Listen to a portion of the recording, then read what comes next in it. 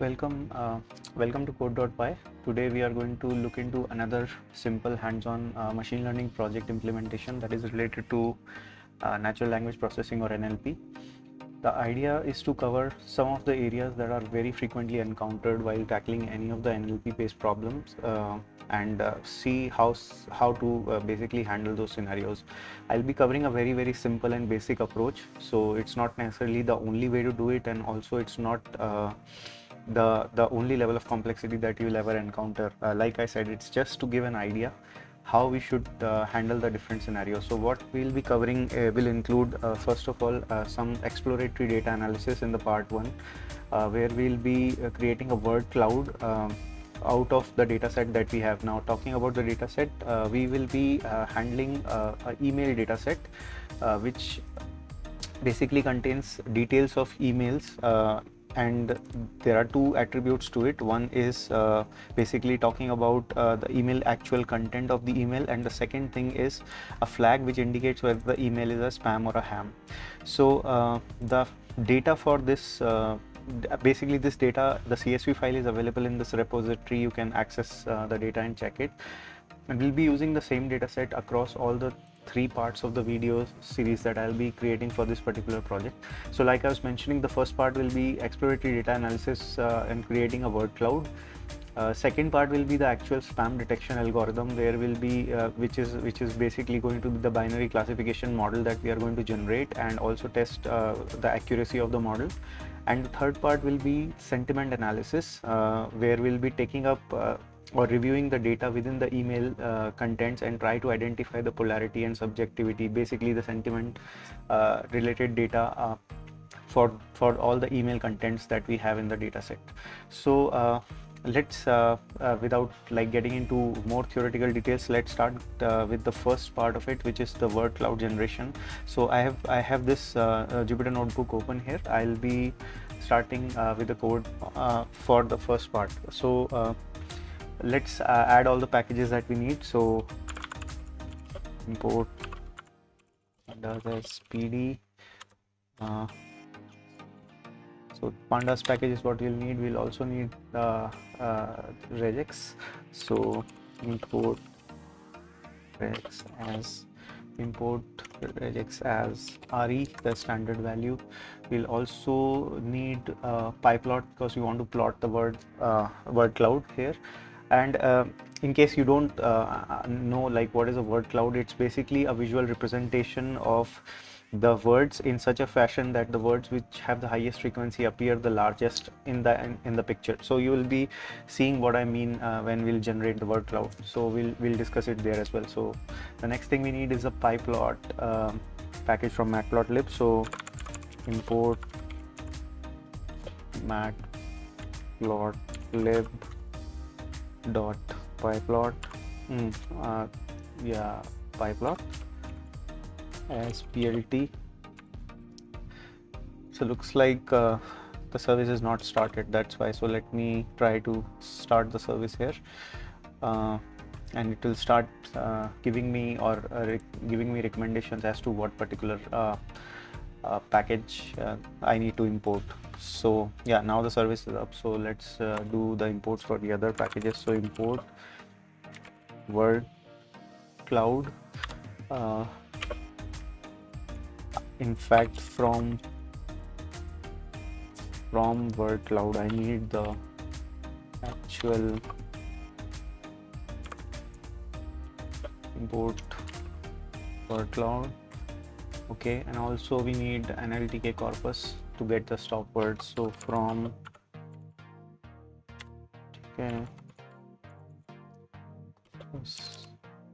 import.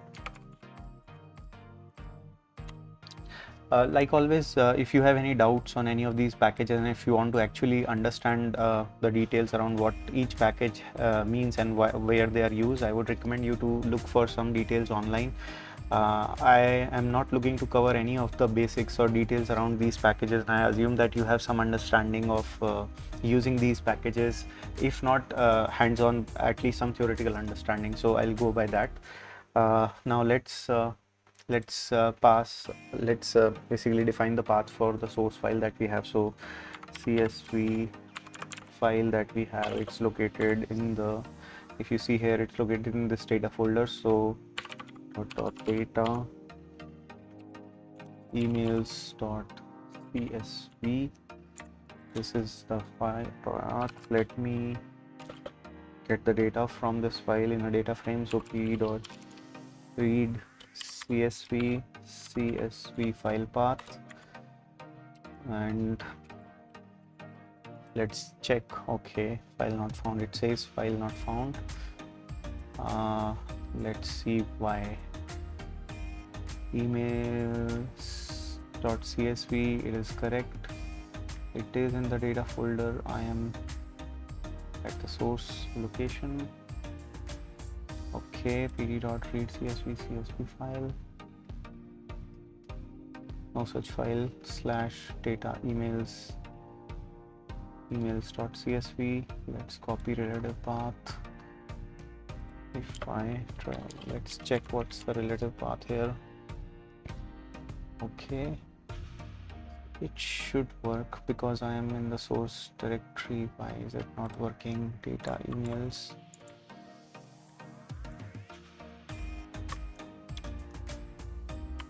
Okay, let's try it one more time. Okay, let's pass this path then.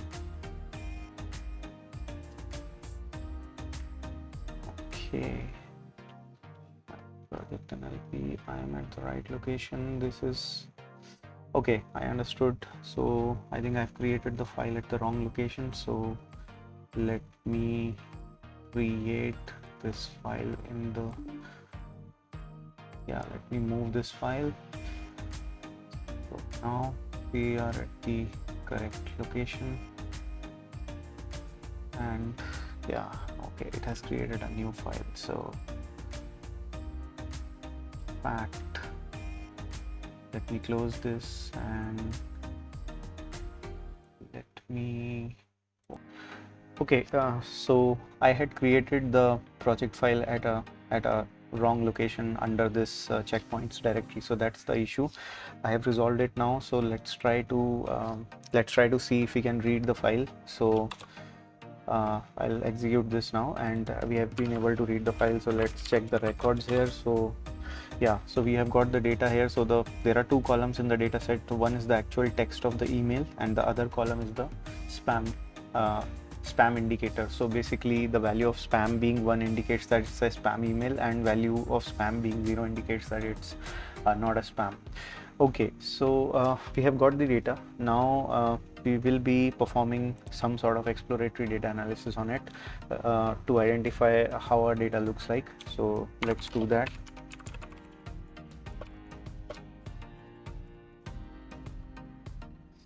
So for that, let's check what is the distribution of the data, as in how many records are in the source data set, how many records are actually spam and how many records are actually ham or good emails. So let's do that. Number of records,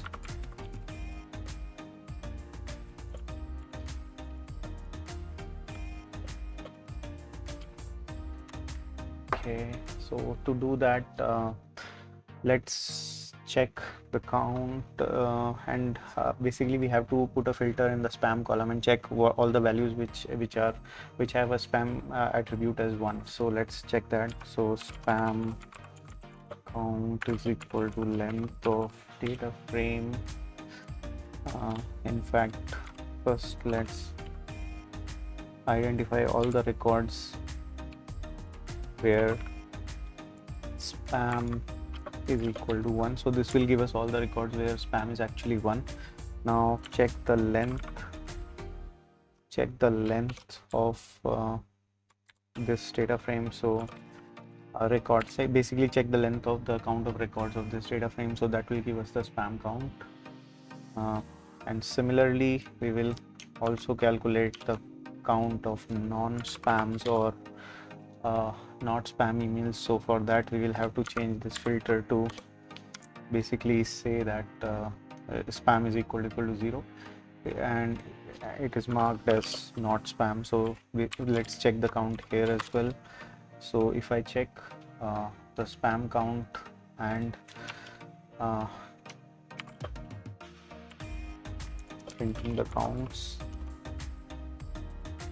so let's print them and see what are the actual counts. So spam, okay, and spam count, and similarly non-spam or non-spam or ham. Spam count is non-spam count. So let's check this. So there are total 1368 spam emails and 4360 emails which are non-spam, and which makes the actual count of the complete set equal to 5738 records overall. So yeah, so now let's see how many of these records, or if in our data set are there any duplicates that exist. So let's check that. So identify if there are any duplicates in the data set. Okay, how to do that? So for that we'll use the duplicated function and create a mask out of it and see how many records we get. So we create a mask of this using the duplicated function and then call the data frame using the mask. So we have got some records which clearly are duplicates. Let's see how many such records we have. So for that we will have to get the count. So length of df mask, this will give us the count.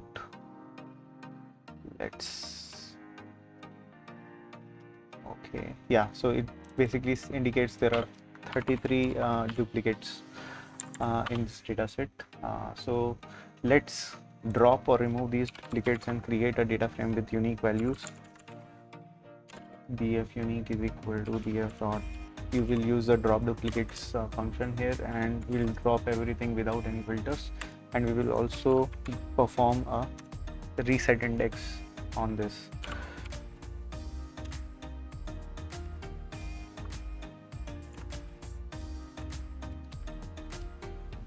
Okay, and we will say drop true because we don't want to create another index in the data set. And I did a in place, so basically it has already overridden our data frame. So if you want to take a look at it, although you won't be able to see anything because it's only the duplicates that have been dropped. So if we, of course, if you want to check the total count, that we can definitely do. So let's recalculate our spam and non-spam values again for this unique data frame, or the data frame with unique values now. So I'll just copy the same logic here, and we will recalculate the counts. It should be 33 less than the previous record. So now this time instead of df it should be df unique at all the places. So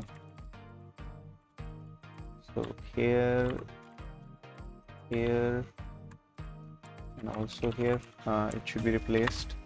So we have a different spam and non-spam count now. Let's check by printing using the same functions. So okay, so now the spam count is still the same, but the non-spam or the actual good email count has reduced. Now it is 4327. Earlier it was 4360. Spam count is still the same, like I said. So it indicates all the duplicates that we had were actually in the emails that were not spam, that were good emails. Okay, now that we have removed the duplicates, we are in a position to actually create a word cloud. Now word cloud, like I had mentioned, these are useful in visualizing text data by clearly indicating the word frequency weightages. Basically the words that appear more frequently appear larger in the cloud. So let's start creating the data, or let's start processing the data for the word cloud. So for that, let me create a clean text collection list. So we will be using this for cleaning the text within the text column that we have, because we cannot use the text in the current format to generate the word cloud. We'll have to do some cosmetic changes or cleaning in this text. So let's do that. Clean text. So I'm creating a list where we'll be holding up the cleaned text, which will be doing, or basically which we will be receiving after we apply some operations on the text that already exists in the data frame as of now. So for word in range length pf unique in the text column, each word in the text column, what we will do is we'll iterate through it, and first of all we'll convert that into a lowercase value. So convert the word to lowercase.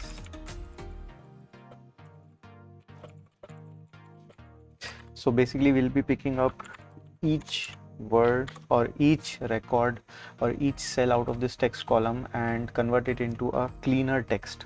So that's why I'm calling it clean text, and since this will be happening recursively, each value will be taken up once, and then all the cleaning steps will be performed, and then it will be appended to this clean text collection.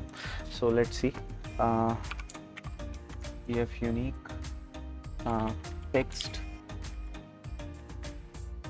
word, since we have the word, and we will convert it into lowercase. So that's the first step that we have to do. Second is we'll remove all the punctuations. So in order to remove the punctuations, same thing, we have to do clean text, and we will be using the regex or re sub method or substitute method basically. So what we'll say is everything which is not alphabet or not alphanumeric, we have to replace it with a space. So for that we'll have to pass regex like this, a to z, a to z, and comma, space, and clean text is the value that we are passing to it. Okay, so this will remove punctuations. Next, remove markup language tags. So our email may contain some markup language related tags, so we have to do some cleanup there. We can leave the less than greater than symbols, but we have to remove the preceding special characters, and let's try to do that. So remove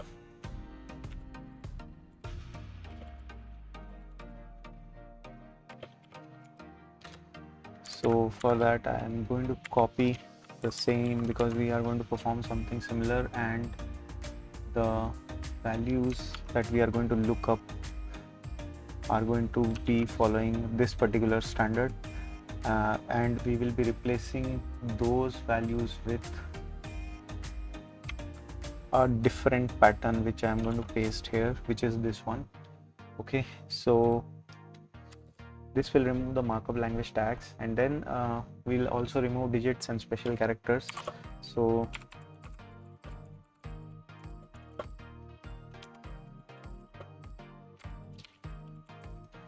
how to do that?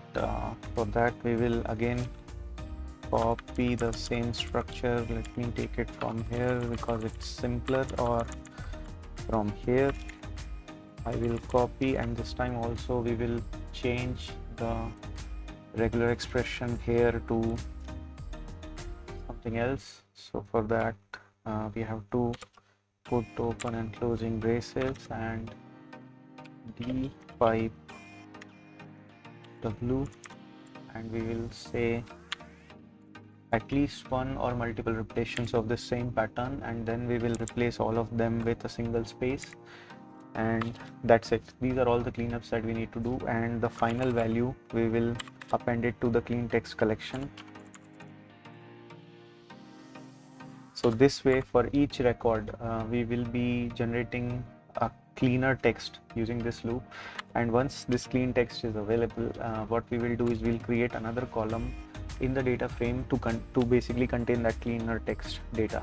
Okay, so create a new column in the data frame to hold the clean text. Okay, so let's call it, and again this will be a df unique, and let's call it the clean text. And just to keep you reminded, this now whatever cleanup that we are going to do, it is going to be reused across all the different steps that we are going to do. Like I mentioned initially, we'll be doing this video in 3 parts. So for the remaining 2 parts, we are going to use the same data again. Yeah, so now we have got the data clean, we have got the data generated in the unique this data frame. So let's check the data inside it. Now if you see, there are 3 columns now. One is the actual text, then the second one is the cleaned text, where we have removed all the junk and characters that we wanted to remove, and of course the response or the actual prediction column, the spam column, is of course it's still there. So next what we need to do is we need to remove stop words.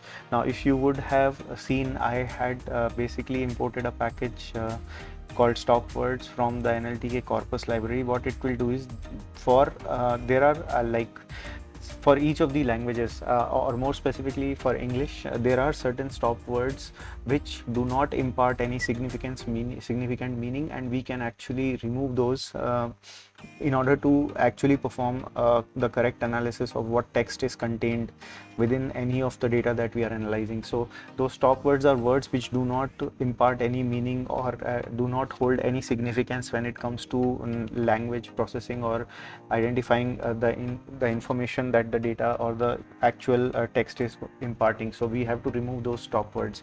So this NLTK corpus library already gives us a collection of stop words which are standardized for English.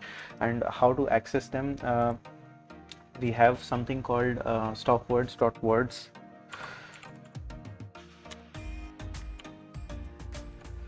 Function where we can actually pass the language as English. And if you will see, if I'll call this, it will basically give me a list, and that list contains all the stop words that can easily be removed. And if you want to actually print it in a better way, I'll use the print function so that it will appear as a list. Yeah, so if you see, these are the stop words by default which we have to remove again as a part of this cleanup, so that we only focus on the content or the words that make more sense and that are more useful. So so this is going to be the stop words that we are going to remove. So let me hold it in one variable, and we are going to copy this.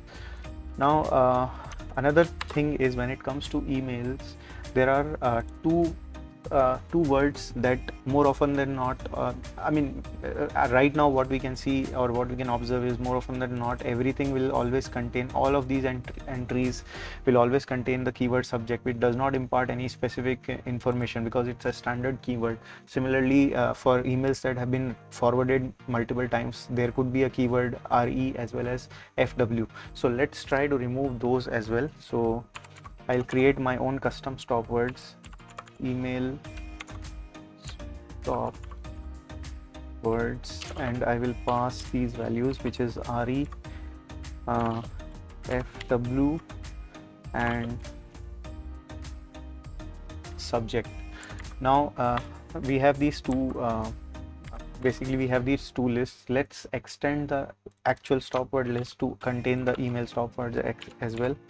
So the extend function will basically append the email stop words to this already existing stop word list, and if we try to see or print the stop words again, we'll see what we get as the output. Yeah, so if you see, all this data is there along with the 3 additional keywords that we added as a custom value. So now we are good to use this stop words, and we will be creating a word cloud object. So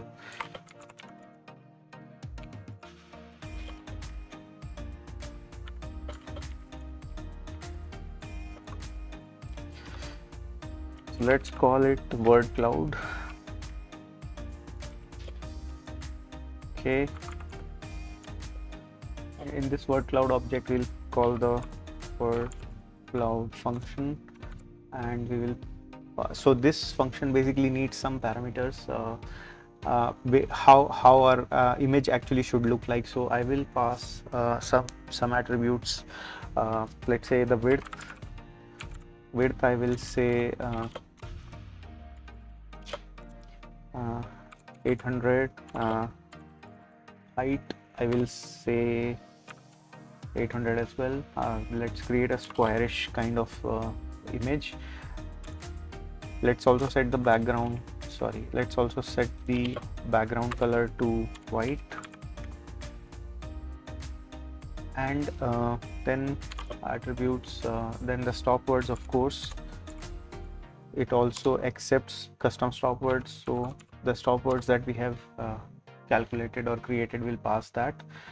And then there are also attributes related to the maximum words that it should show. So let's limit the maximum count of words to be shown as 100, and also the font size. So minimum font size, let's reduce or keep it to 20. So this will create a word cloud object. Now we will use this word cloud object and pass or connect this with the cleaned text column that we have in our data frame. So how to do that? So for that, word cloud, I will call a generate function. Word cloud, basically it has a generate function. So what it will do is it will take the source data as input and it will generate the actual word cloud in here. So we will pass the source data as string, so pf unique. This will create a series, and we'll force the series to be a text kind of series. So it will override the word cloud and the word cloud will get generated. Now let's plot the word cloud that we have generated. So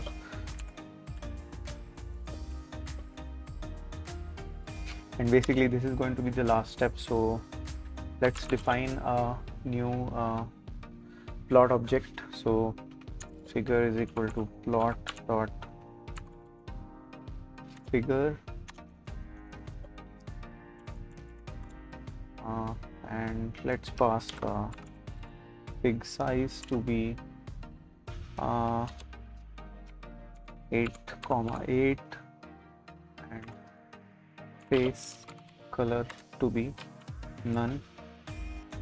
Okay, and let's call the image show function now using the plot. So plot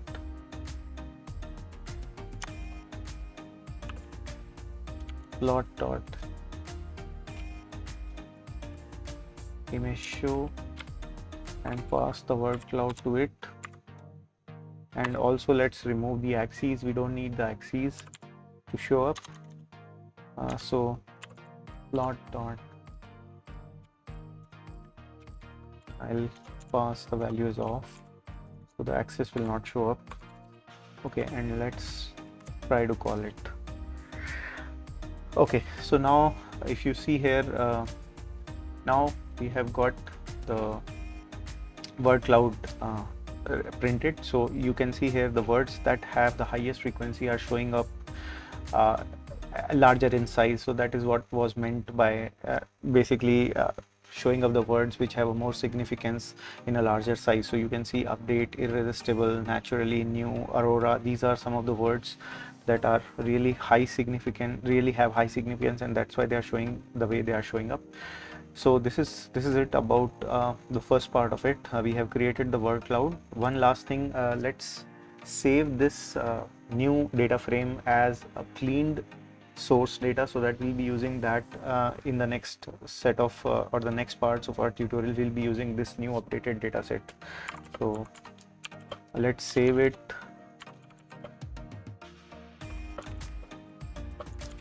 To a location, let's call it clean CSV location, which I will be passing as in the out folder we have this out folder. I'll be creating it inside this. So out